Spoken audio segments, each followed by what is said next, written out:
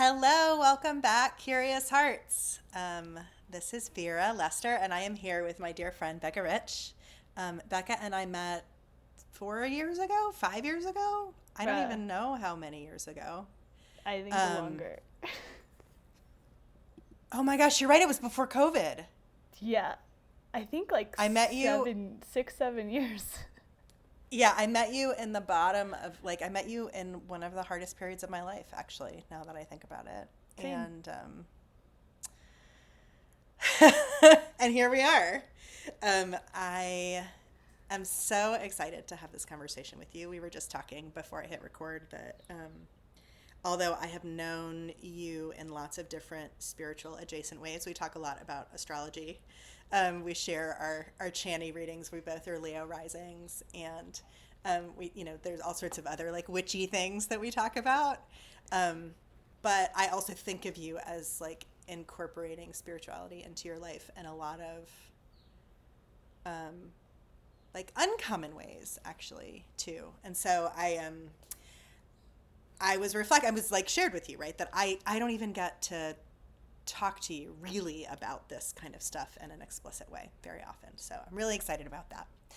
For those of you who are listening, Becca Rich is a world traveler. She has the incredibly enviable life, which she has designed and worked really hard for, where she splits her time between an organic off the grid farm in Victor, Idaho. And then for 6 months of the year, she and her husband travel around the world. And so I just am so grateful to have you. I'm so grateful for the work that you have done, the holistic time management training that I've done with you, and that you're my bestie. Um, so with that, is there anything that you want to say before we dive in? Just like how cool it is to be like, we've known each other for, I think it's almost 7 years. Like this summer will be 7 years of knowing you, and like that's a long time. That's a really It's a cool, really long time. a long amount of time.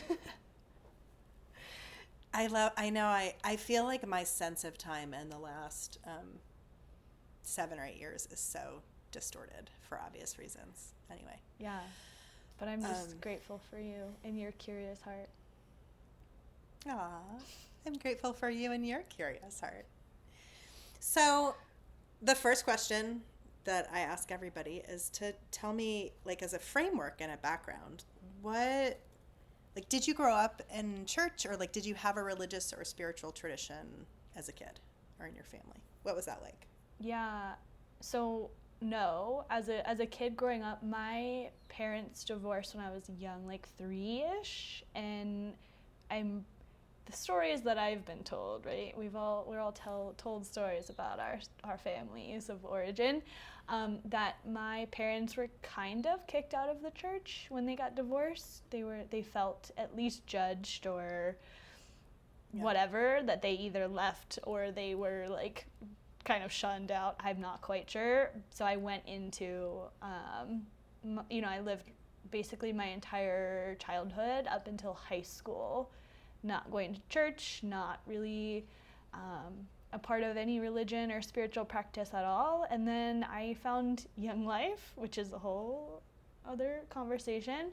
And I did like maybe a couple years of Young Life, and I was a Young Life leader. I did camp, Young Life camp. I did all sorts of Just for, because stuff.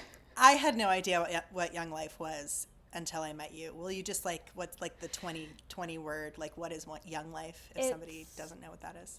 it's like a youth non-denominational Christian sort of organization, and they have like hip summer camps, and it's very like young, and I don't know, you play guitar and sing songs together and do summer campy things with Jesus as the background. Got it.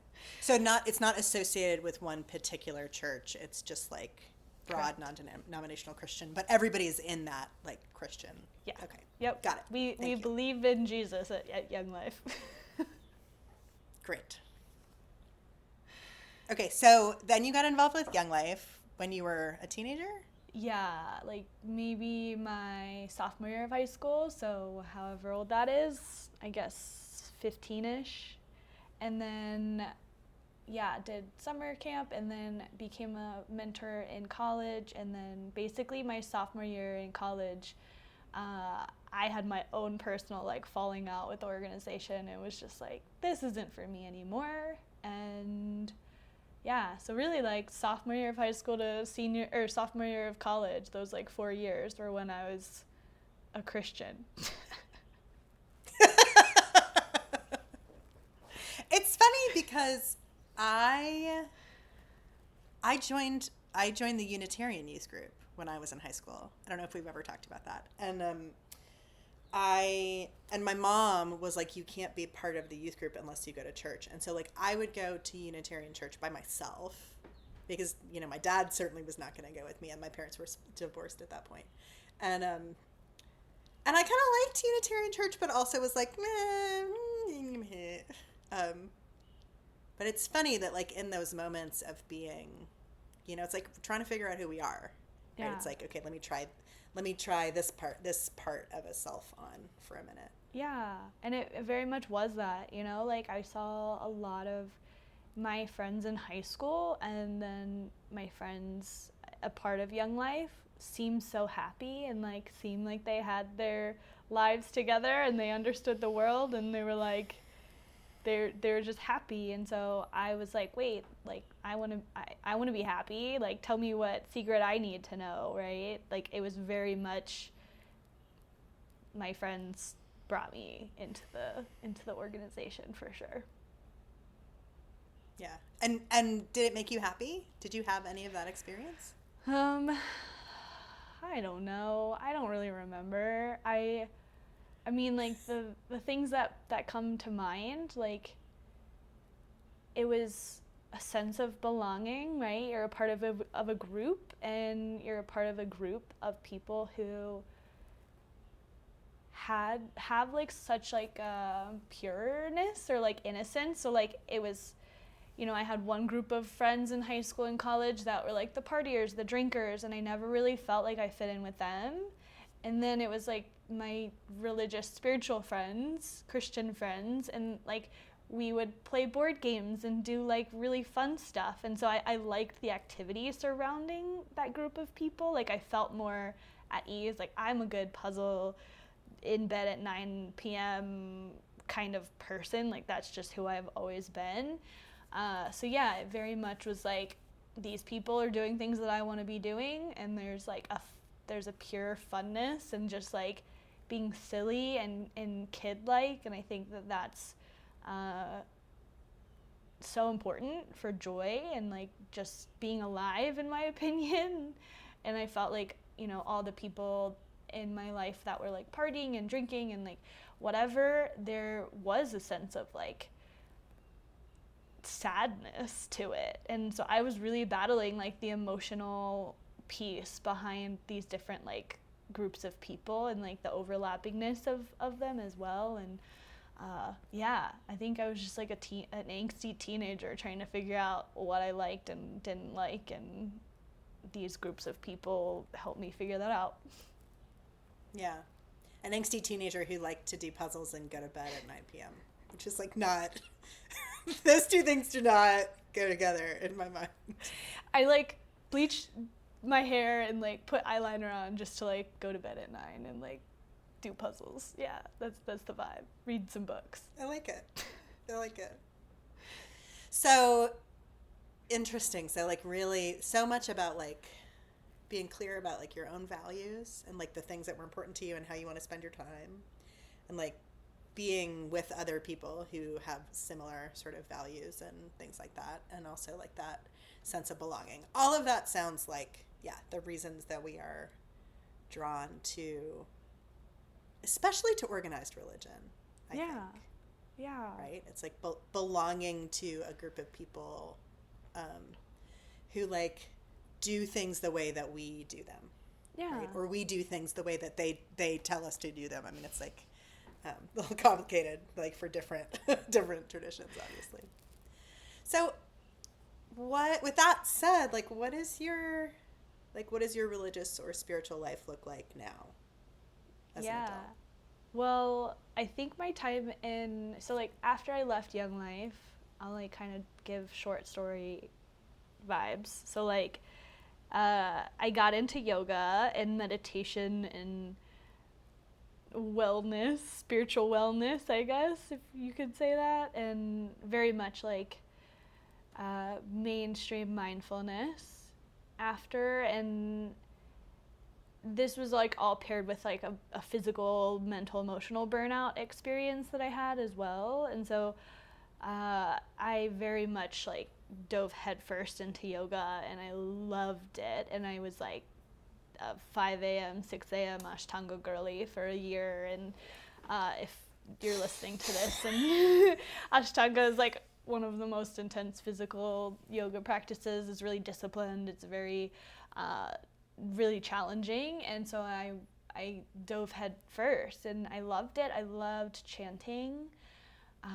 If I close my eyes and think about it, like I went to LSU, right, in Baton Rouge, and I can like bring myself right back to that first yoga studio. I can like smell the incense. I can like see the teacher like chanting. I just fell in love with it, and it felt like a new church, a new kind of church of people who were, to me, in my experience, a little bit more open-minded and more flexible, and that paired with like embodiment, right, moving the body and breathing and slowing down and self-awareness, coming back to your own experience, was really, really intoxicating and powerful. And I think my type A perfectionist tendencies even came out in my yoga practice, and so hence the Ashtanga every day at 6 a.m. And so yeah, I became a yoga teacher.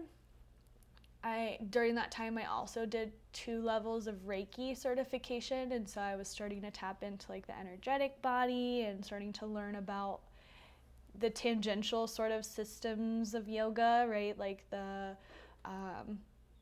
chakras and like the all the different sort of things, right? Yeah, it's sort of like energy bodies or koshas or yeah, Yeah. like the things that are sort of more um I have a good friend who says we're going to reclaim the woo. Like so like yeah, sort of the things that are considered a little bit more woo woo, but like I mean Right. that in a good way, not Yeah. in a descriptive way. Yeah. And during all of this, I was studying to become a petroleum engineer, which I think is an important piece because it very much, as I. I'm sorry to I just like I love how oh and just by the by studying to become a petroleum engineer My like doing Reiki. graduation gift to myself for graduating with petroleum engineering degree was to become a yoga teacher in Costa Rica. That was like my gift to myself. I saved up and went to Costa Rica.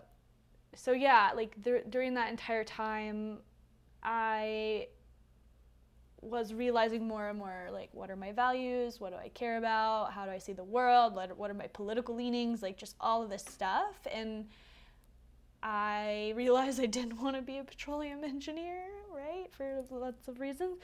And yeah, so I was a petroleum engineer for just like 3-4 years out of college in New Orleans, hence where we met.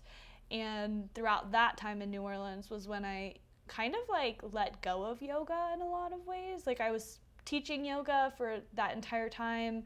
I hosted a yoga retreat and I continued to like go to the local apothecary for every single like new moon and full moon circle and learning about crystals and astrology and just like all the things. I was just like, give me all the information. And so I think that was a big learning moment. Like New Orleans was a time in my life where I felt like I was like growing up and like coming into myself when I was also a full-time engineer. And then throughout that time, I realized I didn't want to live in a cubicle for 40 hours a week, and I didn't want to be in the engineering industry in that way. And yeah, so I left, and I think since then my spiritual practice has just continued to evolve into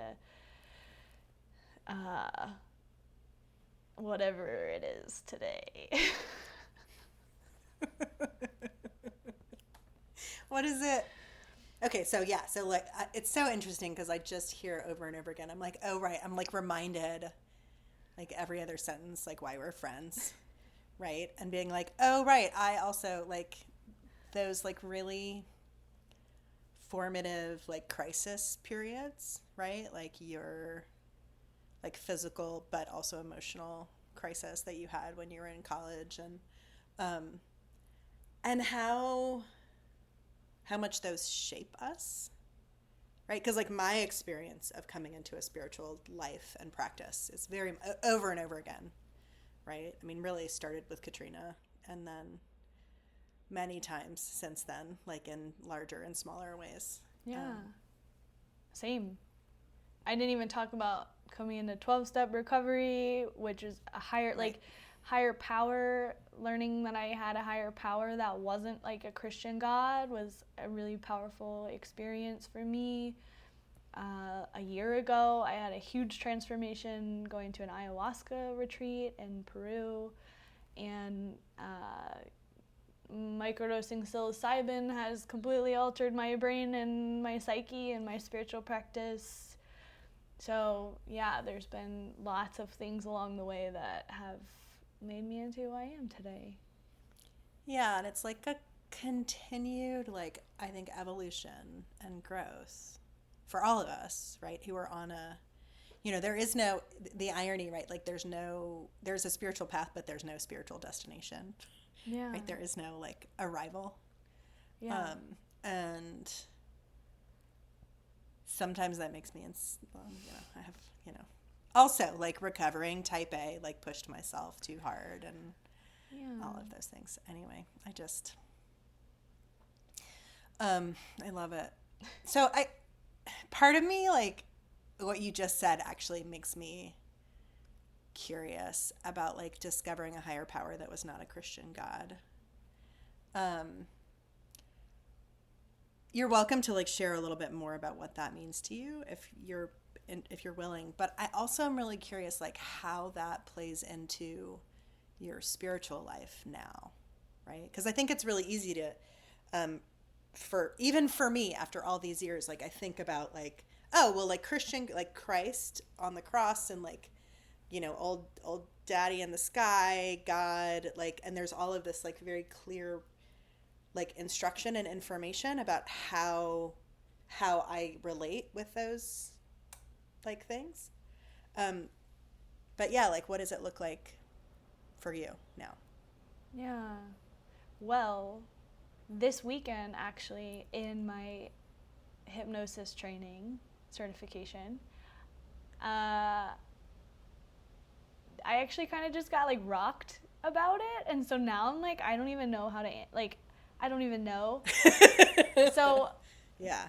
before this weekend, my higher power is sort of like universal, bigger source energy that I believe we come from and go back to when we die, and like our physical bodies on this life, this plane.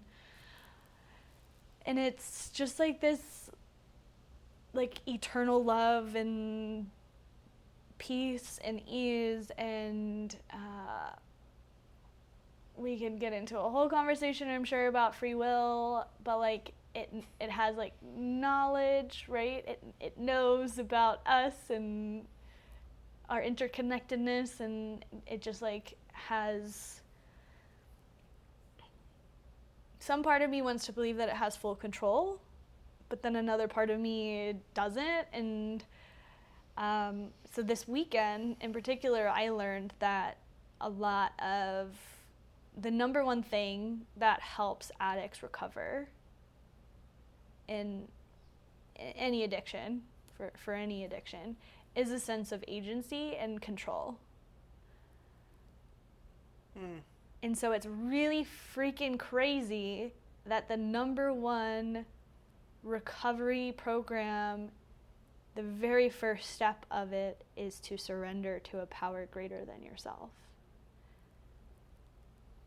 And so I my brain's kind of like I don't really know what to do with that. Oh, it's so interesting. Like, yeah, we could have a whole conversation about the steps, but like, I think the nuance of that is the whole, for me, my experience, like the whole program in a nutshell, is like realizing that I am powerless over the thing I had been trying to control all this time. Right? And I don't know, I'd be curious to know like what their orientation is to that. But like, and that I have, serenity prayer is like the courage to change the things I can. It says like Right. I have agency. I can do the thing. I can do some things that will dramatically improve the quality of my life. And but I can't control everything.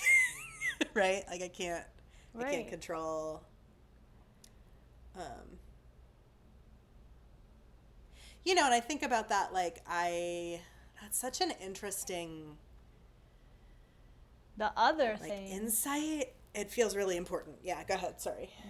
no apologies needed. I think the other thing this weekend that kind of blew my mind around it, and the person, my teacher is a recovering, or see, my 12-step language, they were an addict. That's the other thing is when it comes to spiritual practice, we could get into a whole other conversation about ego and identity, right?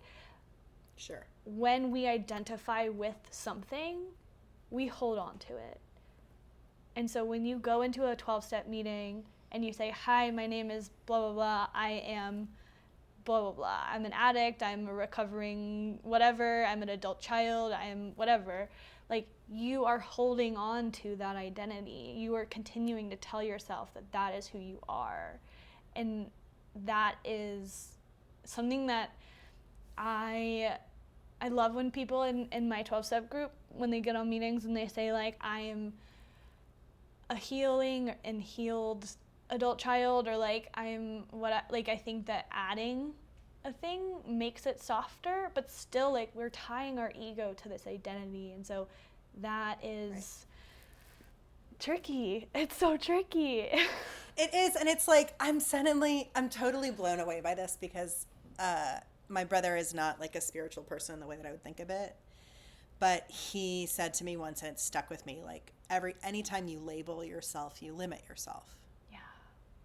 And it's such a simple statement, but I think we all like really get it, right? Because it's like, okay, then I am that. And part of it is that like it's so interesting, and I'm sure it has a lot to do with why I'm like, oh yeah, okay, I can see how that's a blah blah blah. That Al-Anon is how I came into 12-step groups, and at least in New Orleans, we just say our names. We never say, and I'm Aw. a. I've heard people from other communities like who come in. They say like they might say like I'm a grateful Al-Anon, right? Or I'm a recovering Al-Anon or something like that. Um, but yeah, it's also because like it's not that it doesn't have the same kind of like activity. I mean, also we don't get chips in Al-Anon either, right? Because it's really clear. It's like, okay, you went 24 hours without drinking anything. Great, you get this chip. I have not gone 24 hours without trying to control something outside of my control, right? It's like, I probably like relapse many times a day. So, Yeah. And I think that is maybe a pure is a judgmental word. I think like doesn't matter what I think. What's really cool is that before we started recording, when you were like, "How do you want me to talk about you, introduce you, blah blah blah," and I was like, "I don't know. I'm identifying less, or whatever word we could right. figure out."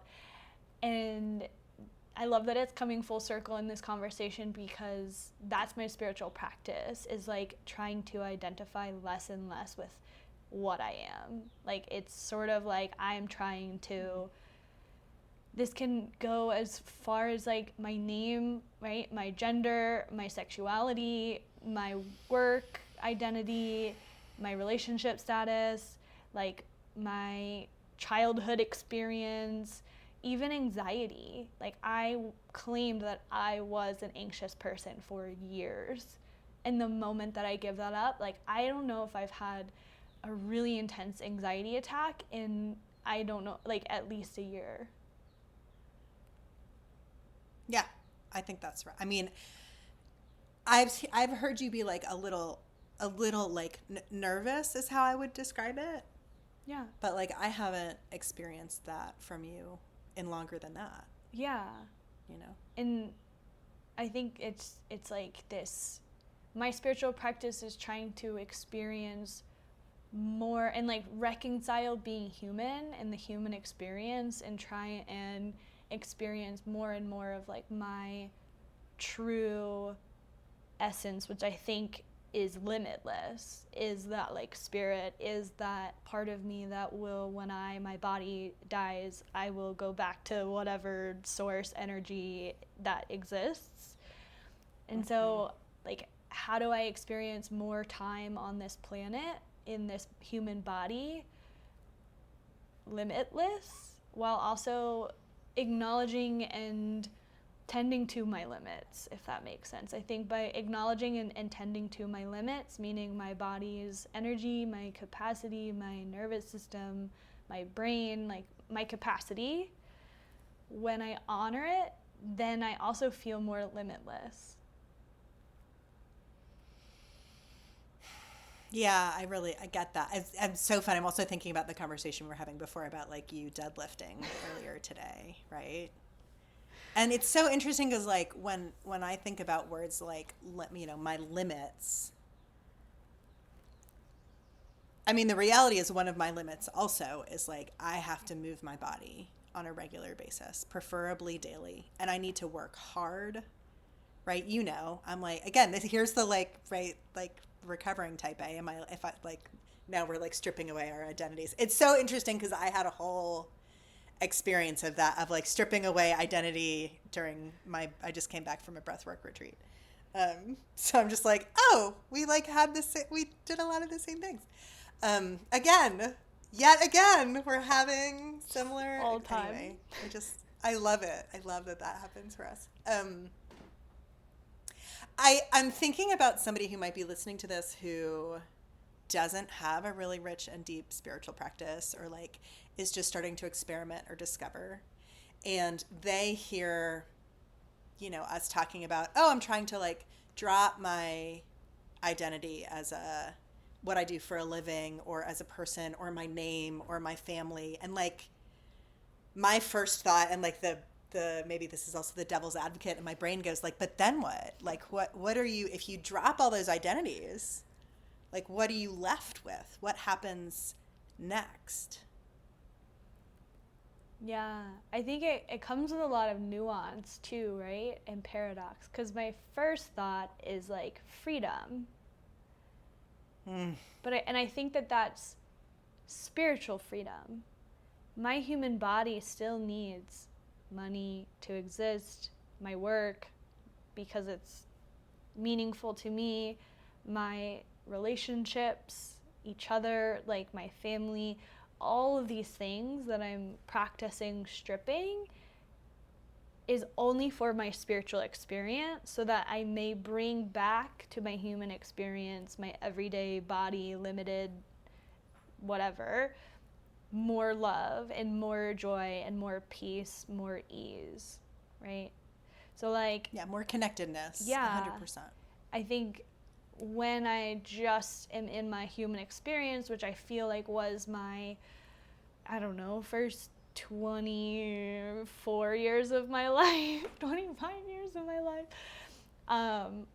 it very much was, how much can I get done? What do I need to do? I'm on a mission all day, every day. Can't sit, can't enjoy, can't do anything but what I think I need to do right here.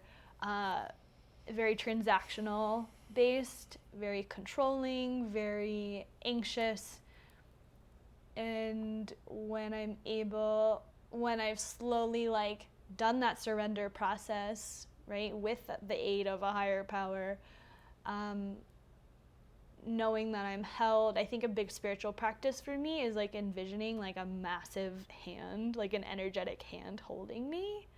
Like when I'm anxious when I was anxious, when I needed to feel like everything was okay, I had this like loving entity like holding me and taking care of me. And every time that I was able to like tap into my spirit and my essence and like stripping away all of those labels and tapping into that like resource, like that deep well of love, of interconnectedness. It feels so cliche, but it's so true. Like then like I said, I was able to just like bring that back more and more into my human experience, and it makes my human experience so much easier. Yeah, it is. It's such a, so, one of the very first spiritual principles for me is like, I don't trust a concept, a spiritual practice, a spiritual life that doesn't have paradox in it. Right? It's like you can only feel resourced and limitless in this limited human body by detaching entirely from your human body and your identity, right? It's like it doesn't, it's like this, right? It's like it doesn't. Well, it may not work in your conscious brain, but your conscious brain is only 4% of your brain. So your unconscious already knows it, so that's fine. Yeah, I think that's right. I think that's right. And there's like such a, I was talking to my students, I guess last week, about Kali, right? Like people love, I think they love the iconography of Kali. Like there's something about her that's like, uh, it's that like sort of dark, angsty, right, thing that we're drawn to. Um, there's like but that what it is, like why she's so terrifying is that she is stripping away all the things that you have ever known, right? She's coming for every single part of you. And to the ego, which is like how we move around the world, that is frickin' terrifying. Yep. I don't know why I just censored myself. Are we But like cussing here? it's like I don't. I mean, I don't know. I don't know what I can't decide if Apple will think that I'm an explicit podcast if I say fuck occasionally. It's like, what is it like? Isn't that still I think it's still PG-13 if it's only one F-bomb in a 60-minute segment. Anyway, None of it matters. So, no, none of none of it matters, and all of it matters so much, right? Like that's the paradox. That's my spiritual practice. in a nutshell. In a nutshell. So like, with that being said, like, so for me, I talk about paradox. Like, is there a principle of spiritual life that has felt really important to you, like ever, but maybe lately? Yes, and it's a hot take. I love a hot take. Let's do it. Let's do a hot take. There is no such thing as truth. Say more. So, when quantum physics has proved that when you zoom in to this table, this computer, my body, all the subatomic particles are all the same. So like if you really think about it, like all of this is just the same thing. And like to me, that proves to me that like our brains are the only thing that's defining this as a computer, this is a table, this is my hand. And so like there really isn't anything true. Like everything is all made up by our brains and our perception and our interpretation of everything. And of course there's paradox there, right? My husband is famous for being like, but like if I throw a spoon at the wall, then I'm gonna, like the truth is that I threw a spoon at the wall. And I'm like, sure, but like right. there's no spoon, there's no wall, there's no there's no hand to throw it technically per quantum physics. So yeah, Right. I think that like spiritual principle for me has been really powerful of like, especially in this day and age of the poly crisis and collapsing worlds and all this stuff that takes us out of our spirits and into our human, flailing, limited, scared bodies, meat sacks. And yeah, just like remembering that whatever Donnie Trump says on the news, like, that's not true. So, like, it's fine. I don't know. It's so no. I mean, I know exactly where you're going. I have definitely led myself down the mindfuck path of like, actually, we don't know what the world looks like. We know what our eyes perceive the world to look like and how our brains are processing that sensory information. And you know, if you've ever known, simple examples like if you've ever known somebody who's colorblind. Yep. Right? That like actually like why is my sense of color like more accurate than their sense of color? Right. Right? Like that's a, you know, who says who basically. Yeah. Like it's a less common sensory experience that they're having. But again, it's like we're all having this like sensory experience. Who says less common or more common though? Oh, I just like around like color blindness. Yeah. Oh yeah, I don't know. Yeah, that's like a whole other. I mean, and it's also like if there is no. I mean, what I hear you say is that there is no absolute truth. Yeah. Right. For some people, and for me sometimes, I think that's actually scary. Yeah.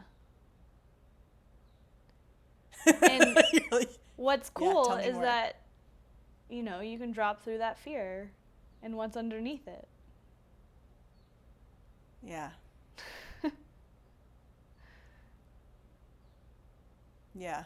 Usually. Yeah, it's like that old Buddhist thing that's like the bad news is that we're all falling all the time.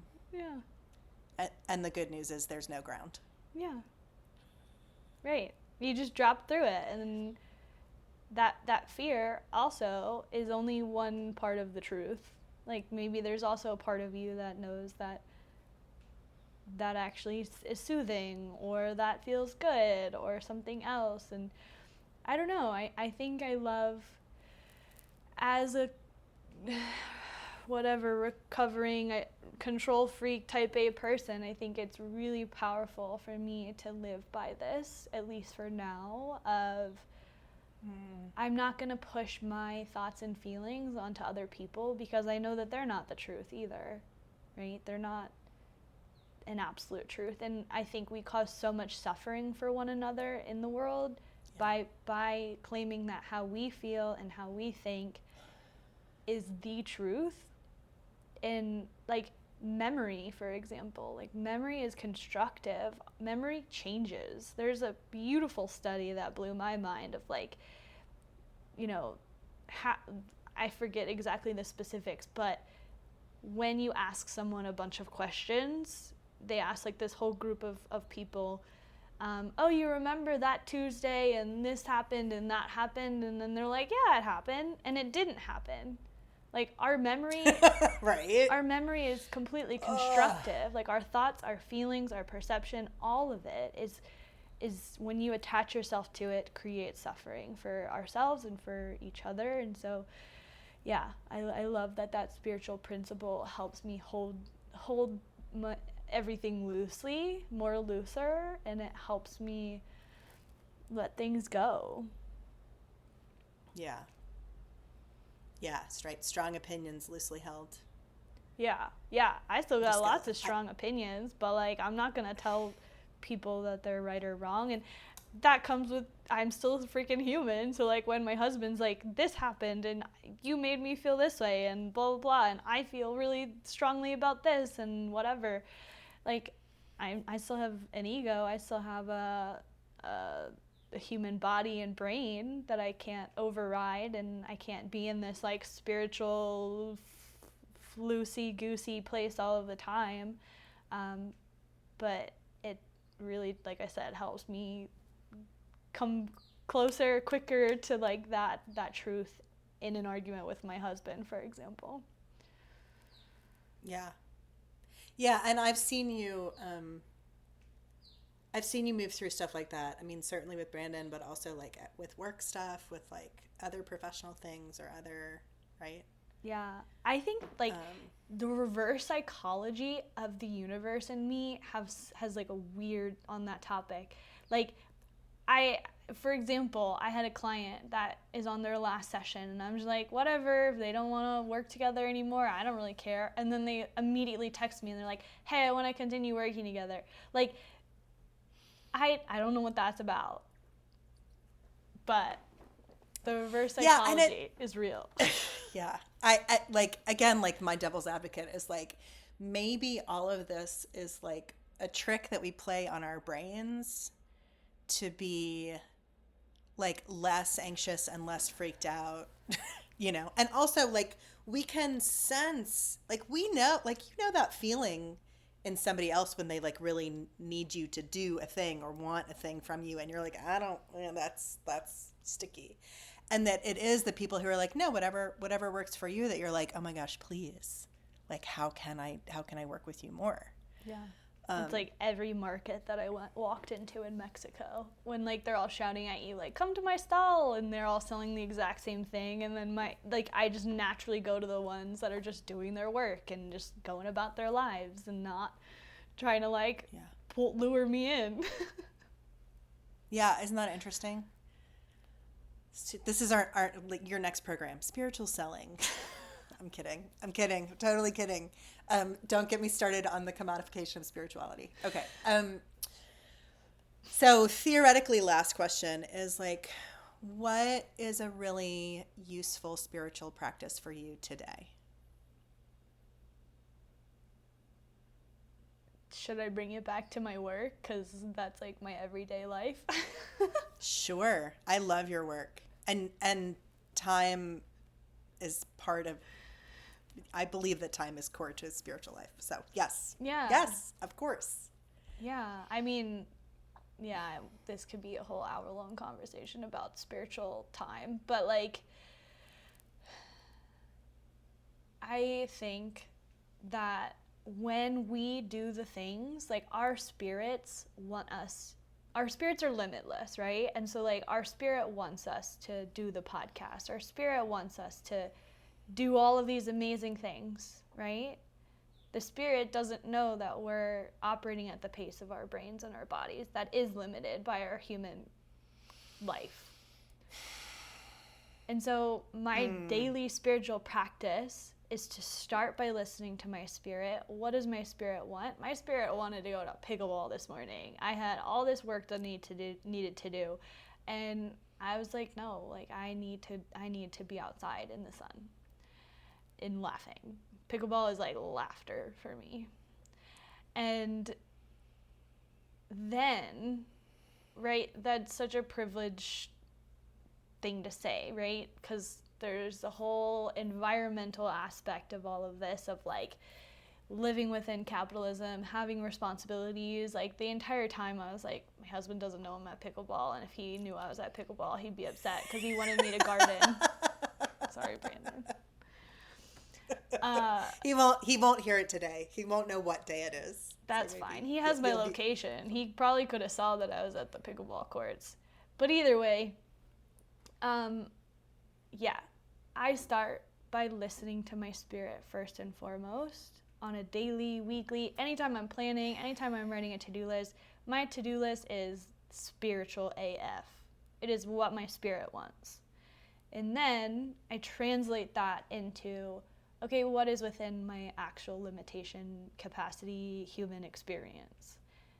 And what usually happens for most people and why we feel so time scarce is because we're still trying to cram our spirit into our human body. You're blowing my mind right now. Yeah. So, so then what happens? For me or for other Like, people? For you. For you. I mean... For me, I put it in my calendar. I put all the things that my spirit wants to do in my capacity. I figure out what is within my capacity, what's realistic, and that requires lots of grieving, lots of honoring, lots of honesty, lots of integrity, and then I do my thing of using the tools that we have available to us to put it in the calendar and just follow and make it happen, and continuing to listen to my spirit throughout the day, changing things, being flexible, adapting to both my spirit and my human body and brain. And I just ebb and flow, and I hold it loosely. That's the second biggest thing is that, okay, if you make a plan, you can't change it, you can't reprioritize, you can't move things around. Like, we feel like a failure because we make a plan and we don't follow it perfectly or don't follow it at all. And the point of the plan is to confirm to yourself, like, I'm spending my time in a meaningful way. This is how I want to spend my time. That doesn't mean it's going to go according to that. Like, time is its own alive entity. So, yeah. Okay, we have to have another conversation about that statement alone because, yeah, anyway, that feels like such a, and like, even as you're talking, like, I was also thinking, like, one of my questions, like one of the thoughts that came up was like, but then isn't your spirit disappointed that it can't do everything? Yeah. And I was like, of course not. Because it's like so full in every moment. Oh, right? that's interesting. It's like every moment is complete. You know what I mean? Because I think about, it was my first thought. It's like, okay, you have this like giant, right? Like in yogic terms, like, and in Hinduism, it's like sadguna and nirguna, right? Like with qualities, without qualities. So you have this like without qualities, the spirit has like limitless and eternal, and like trying to fit that into this tiny human limited body, that like the spirit would somehow be disappointed in the physical human limits. And I'm like, it's like it's like a complete misunderstanding. Yeah. I think so. When you start to break things down into like parts work, internal family systems, like maybe the real parts of us that are disappointed or upset are like the inner child, right? The inner child wants to have fun and joy and like play and stuff. And then you can also think about like the mind that's conditioned to believe that you aren't worthy unless you do all of these things, and you have to do them for survival. You have to make money, you have to pay your bills. So like there's probably a lot of different parts that are disappointed. But yeah, you're right. Like, I don't think that it's spirit, because also it's already been done on the spiritual plane. There's no doing on the spiritual plane. Right. Exactly. And that's like I think about that as like it's clear to me that like some part of the next project will be about ritual, and we've talked a little teeny bit about this. And one of the things that has continued to echo for me in from Mali Some's work is he says that like you do before you enter into anything, you do it in ritual. Like you do it on the spiritual level happens first, and then you go and do the thing, right? Yeah. Because it's like already, and even that, it's like it's already happening on the spiritual level. It's already happened. Everything's already happening all the time. But we like affirm that is true in our physical reality through ritual. Yeah. Yep. I think doing is like the human, and being is the spirit, and how do we I think a really common thing that a lot of folks experience, and I used to experience, is like you maybe it's like a weekend and you're like chilling and everything is like spiritual and hunky-dory and fine and stuff, and then like the moment Monday morning hits, you're like, like all the stuff I need to do. Like, we become different humans, like we're different entities.